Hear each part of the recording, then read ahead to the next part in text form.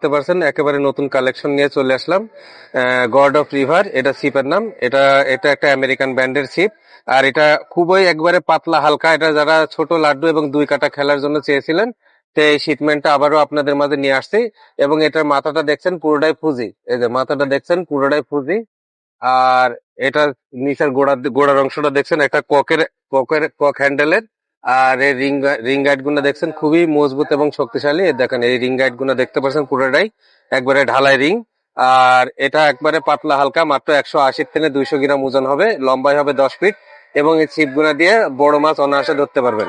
এবং এটা আমাদের কাছে মাত্র পেয়ে যাবেন আমার 2200 টাকায় আমাদের কাছে পেয়ে যাবেন। তো চলুন এখন আপনাদের মাঝে এটার নতুন ছিপ, এই ছিপটার 3 লিটারি বোতল দিয়ে আমরা লোড টেস্টটা দেখবো যে এই ছিপটা আসলেই লোড টেস্টটা নিতে পারে কিনা। পারছেন আমরা এখন লোড টেস্টটা করছি।